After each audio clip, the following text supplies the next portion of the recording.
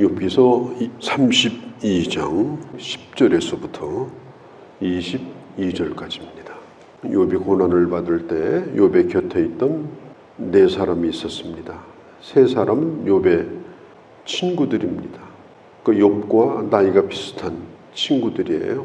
그리고 한 사람, 이 엘리후는 어쩌면은 욥의 아들뻘 되는, 아니면 욥의 막내 아들 정도 돼, 막내 동생 정도 되는 그런 연소한 사람, 그가 바로 엘리후입니다.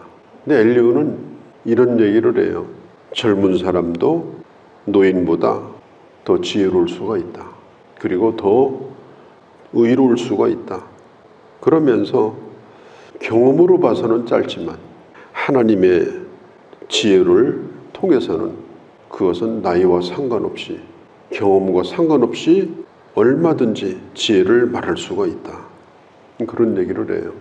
실제로 야고보서에 보면 야고보서 1장에 지혜가 부족하냐 꾸짖지 아니하고 후히 주시는 하나님께 구해라. 우리가 지혜가 부족하면 하나님 앞에 지혜를 구할 때 풍성한 지혜를 허락해 주신다고 약속도 하셨습니다. 엘리후가 볼 때 이 세 친구들이 이 욥을 지금 지적하고 있는데 잘못만 지적할 뿐 욥이 자기를 고치려고 하질 않아요. 욥은 자기 고집을 그대로 계속해서 가지고 있습니다. 그러다 보니까 이 욥하고 이 세 친구가 거의 평행선을 그어요. 그러다 세 친구들은 이제 지쳐가지고 말이 없어요. 오히려 욥이 말이 많아집니다. 오히려 욥이 친구들을 설득하는 것처럼 그렇게 들렸습니다. 이것을 이 엘리후가 처음부터 끝까지 다 들었습니다. 11절 끝에 보면 당신들 말에 내가 귀를 기울이고 있었다. 이렇게 얘기를 하죠. 이제는 내가 얘기를 해야 되겠다. 그리고 입을 열기 시작합니다. 말을 하게 되는 것은 이미 그게 나가는 거기 때문에 이제 상당히 그 영향이 있습니다. 그래서 야고보서에도 보면은 듣기는 빨리 하고 그리고 말하기는 더디하라 이렇게 말씀하기도 했습니다. 우리는 말하는 것에 아주 익숙합니다. 또 말하는 걸 좋아합니다. 그러다 보니까 상대방의 말을 듣는 것을 잘 하지를 못해요. 우리가 그냥 듣는 것만 가지고도 다른 사람을 그것 자체가 돕는 거고 구제하는 것입니다. 근데 말을 너무 많이 하다 보니까 오히려 아무것도 할 수가 없는, 그렇게 좋은 결과가 아닌 그런 경우가 사실은 많이 있습니다. 지금 이 엘리후가 어느 정도까지 얘기를 하는가 하면 13절에 당신들이 말하기를 우리가 진상을 파악했으나 그를 추궁할 자는 하나님이시요 사람이 아니라 하지 말라. 이게 무슨 얘기인가 하면 우리가 욥하고 얘기를 많이 해보니까 이게 해결이 안 된다. 이제 저 욥을 어떻게 꾸짖든지 돌이킬 분은 하나님밖에 없다. 그런 식으로 뒤로 물러나지 말라. 끝장을 봐야 되지 않냐. 내가 지금부터 입을 열어서 내가 그렇게 하겠다. 이렇게 지금 아주 큰 소리를 치고 있는 거예요. 우리는 흔히 이런 얘기를 합니다. 내가 진심을 말하고 있다. 이건 내 진심이다. 진심이라고 해서 다가 아니고 진리라고 해서 다가 아닙니다. 왜냐하면 지금 그걸 누구에게 말하고 있는가? 그 대상이 누군가? 또 누구에 대해서 지금 말하고 있는 것인가? 그리고 지금 그 목적이 뭔가? 그 진심을 말하고 있는 목적이 뭔가? 그리고 지금 언제 그 말을 하고 있는 것인가? 지금 이 엘리후는 입 안에 그냥 말이 가득 차 있습니다. 배가 터질 것 같다고 합니다. 얼마나 할 말이 많으면 19절에 내 배는 지금 속에서 포도주가 막 발효해가지고 통이 뚜껑을 안 열면 터질 것처럼 지금 내 입은 열지 않으면 내가 안 된다. 지금 그럴 정도로 지금 할 말이 가득 차 있어요. 그런데 욥기서를 쭉 읽어보면 이 엘리후가 엄청나게 긴 얘기를 했는데 욥이 반응을 안 합니다. 대답도 안 하고 논쟁도 안 하고. 그러니까 따지고 보면은 우리들이 읽어서는 참 듣기가 좋아요. 그런데 욥에게는 그냥 엘리후 혼자 떠드는 얘기예요. 욥에게 해당되는 얘기보다는 그냥 하나님에게 하는 얘기처럼 들리는 겁니다. 그러니까 욥의 이 엘리후의 말이 옳아 보이고 진실이라 할지라도 욥과 상관이 없는 얘기라고 하면 그것은 그냥 허공을 날아다니는 그런 먼지와 같은 그런 말이 아니겠는가, 그런 생각을 해보게 됩니다. 저도 이제 늘 말씀을 이렇게 전합니다. 그래서 이제 말을 많이 해요. 또 이렇게 하다 보면 어떤 때는 집에 가서 말하고 싶지 않아요. 이제 말하는 게 지쳐가지고 말하고 싶지 않습니다. 그런데 말씀을 준비할 때 너무 많이 준비해가지고 너무 충만하게 준비해가지고 이 얘기를 다 하려면 설교를 한 1시간 내지 2시간 그냥 줄여서 하더라도 그렇게 해야 될 상황도 있어요. 그래서 고민이 뭔가 하면은 입에 가득 찬 말을 쏟아놓는 것이 아니라 상당 부분은 그냥 과감하게 버려야 되는 경우가 많습니다. 항상 고민이 뭐냐면 강대는 서기까지 끝까지 고민하는 게 뭐냐면 버릴 말이 뭔가, 쓸데없는 말이 뭔가, 그걸 고민을 합니다. 그래서 마지막까지 고민을 해요.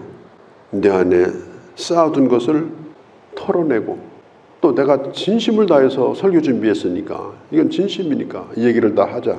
그것이 아니라 그래 2시간짜리를 20분에 하고 15분에 하고 그렇게 하는 그런 훈련. 나는 뭘 버려야 되나. 진심이라 할지라도 긴 얘기는 하지 말자. 근데 이런 생각을 사실은 많이 하게 됩니다. 그렇게 하면서 늘 강단에 쓰곤 하거든요. 그렇게 하고 내가 분명히 해야 될 말, 정말 하나님이 이것만은 오늘 말씀하라고 주시는 말씀이다. 그런 확신을 가지고 말씀을 전할 때 내 스스로도 참 말에 힘이 있고 또 간결하고 또 설득력도 있고 또 하나님이 은혜를 주시는 것을 사실 많이 느껴요. 그러니까 자식들한테 그러잖아요. 뭐 밤새도록 자식한테 얘기해도 부모가 진심 아닌 게 어디 있겠습니까? 다 진심이죠.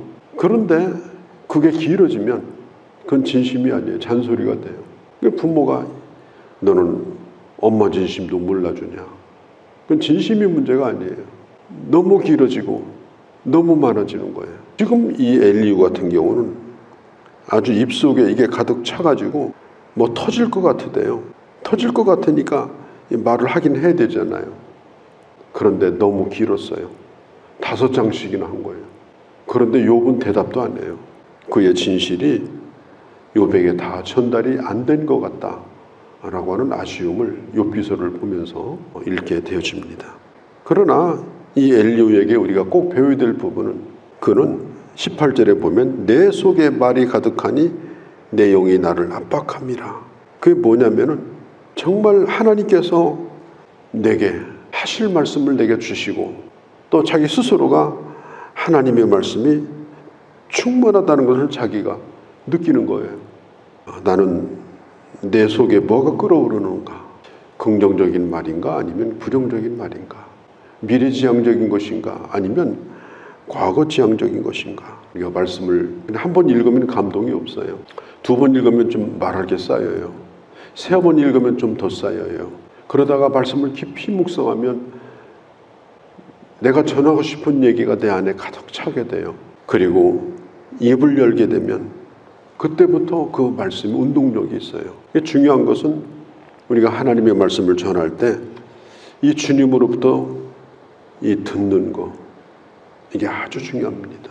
주님으로부터 아주 세심하게 듣는 훈련, 말씀을 자세하게 관찰하는 훈련, 그런 훈련을 오래도록 쌓고 또 매일마다 그런 시간을 보내다 보면 내 말이 아니고 하나님이 내게 주신 은혜, 내게 주신 말씀이 내 안에 부풀어 올라서 누군가에게 이 누군가에게 이 말씀을 하고 싶은 그런 감동을 받게 되는 겁니다.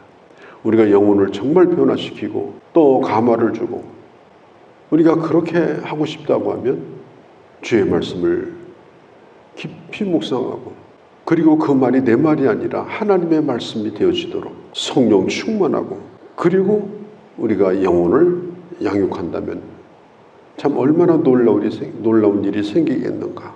리차드 백스터라고 하는 유명한 분이에요.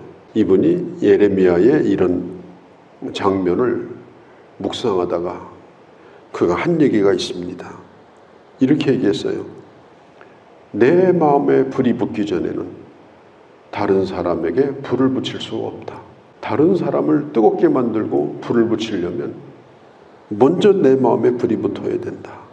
예수님이 십자가에 못 박혀 죽고 나서 제자들이 다 흩어졌는데 그때 제자 2명이 엠마오로 가고 있었어요. 가면서 무슨 얘기하냐. 그러니까 낙심하고 믿음이 떨어지면 슬픈 얘기만 하는 거예요. 엠마오로 가면서 슬픈 얘기해요.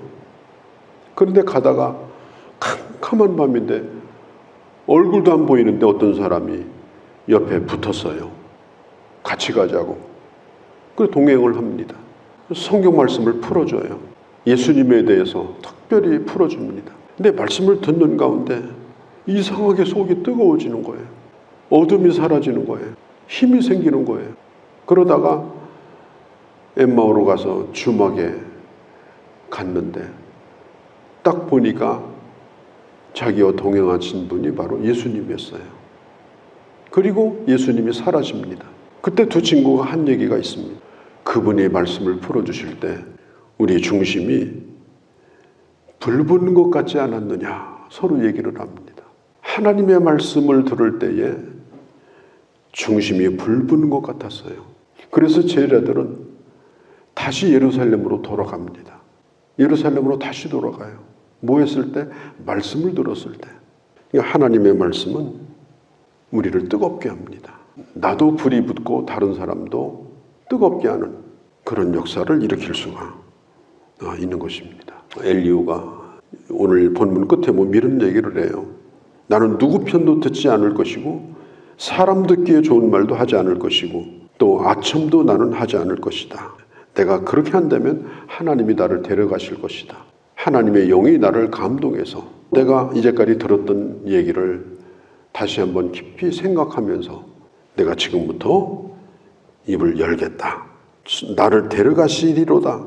그러니까 엘리후가 비록 긴 얘기는 하지만 얼마나 그 마음에 조심스럽게 그리고 하나님을 의지하며 이 젊은 사람이지만 하려고 하는가 하는 걸 그 자세를 여기서 우리가 볼 수가 있습니다.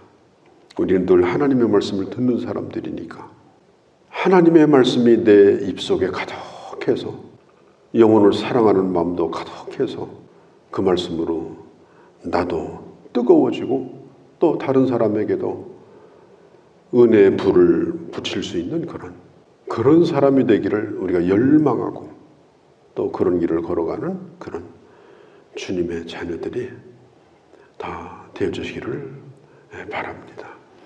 거룩하신 우리 아버지, 오늘 엘리후가 입을 열었던 그 내용들, 이 말씀을 우리가 들으면서 여러 생각을 많이 해봅니다.